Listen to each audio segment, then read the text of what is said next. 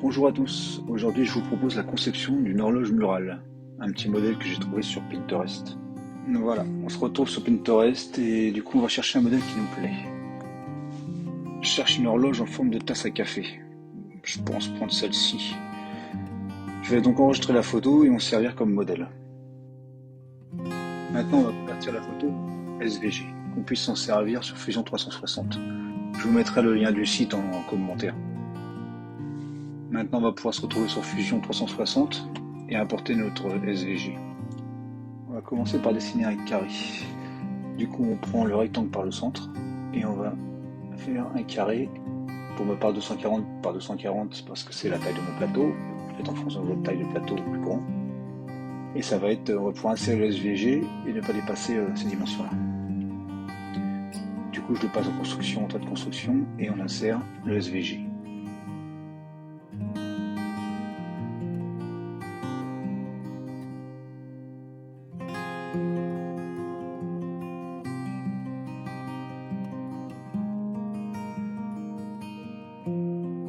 Une fois le SVG récupéré, on l'insère au plus proche et avec l'aide du petit curseur, on l'agrandit ou on le diminue.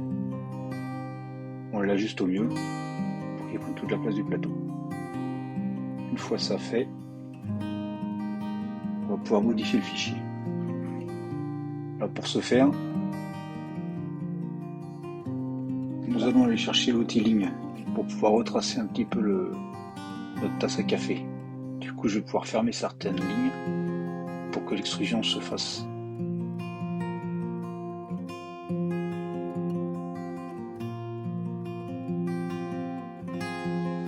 Pour toutes les lignes courbées, on prend l'arc et l'arc sur 3 points. Ça nous permet de suivre la ligne au plus près. Et puis on va profiter pour effacer tous ces petits trous qu'il y a à droite et à gauche. Moi je veux pas tout ça, donc si jamais on les efface pas, il va falloir aller chercher au plus près pour aller faire l'extrusion pour pas qu'il y ait de trous, donc c'est un peu galère. Donc le mieux c'est de faire effacer un trait à chaque fois pour pouvoir que l'extrusion se fasse.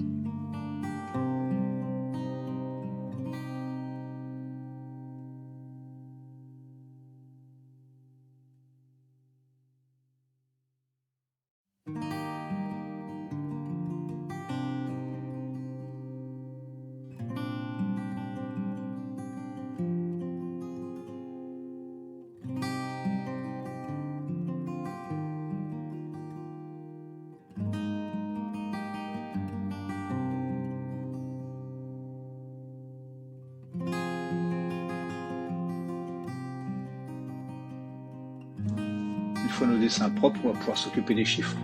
Parce que tout ce qui est 6, 9, 10, bah forcément au milieu, c'est pas rattaché à l'horloge. Donc moi je fais des rectangles. Après on peut faire deux traits, il y a d'autres méthodes. Moi je fais ça parce que voilà ce que je trouve le plus simple.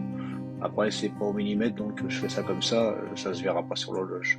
On fait ça au plus propre, au plus près, et pas trop épais pour pas que ça dénature le chiffre.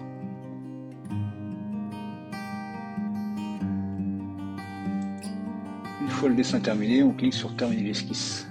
On se retrouve dans l'onglet solide. Et là on va chercher l'extrusion. Du coup on sélectionne la tasse et on met une épaisseur de 3 mm. Ça me semble pas mal. Voilà, on laisse nouveau corps et on clique sur OK.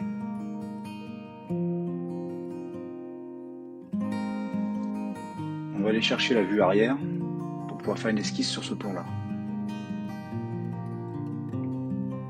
Je clique sur créer une esquisse, on choisit bien le plan et on va pouvoir aller chercher le centre. Pour ce faire, on va prendre la cote entre l'extérieur du chiffre haut et l'extérieur du chiffre bas.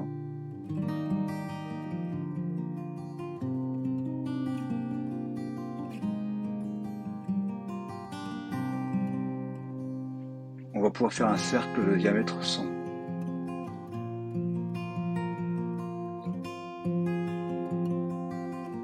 Une fois fait, on va pouvoir le centrer en mettant 50 en vertical et 50 en horizontal.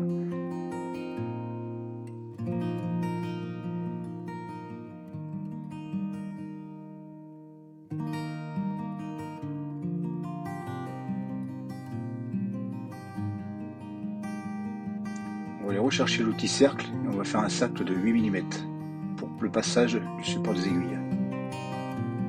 je décale le cercle d'1 mm par rapport à l'axe. Autrement, le support du mécanisme de l'horloge empiétait sur le chiffre. Donc je le décale d'1 mm et ça passe à ras.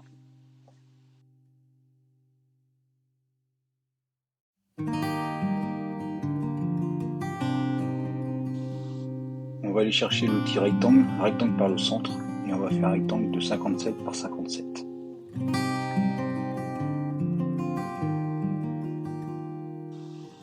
On va aller chercher l'outil décalage, on va décaler de 2 mm vers l'extérieur.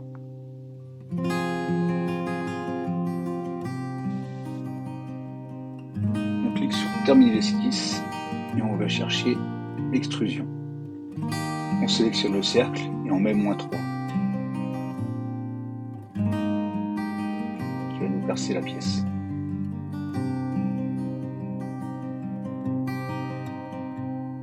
Une fois fait, on resélectionne extrusion, on sélectionne les contours et on indique une valeur de 17.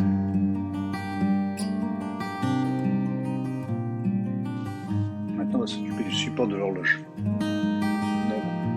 On va créer l'esquisse, on va chercher l'outil rectangle par le centre. On va rentrer la valeur de 61,5. Ça va nous laisser un peu de jeu entre le support et l'horloge.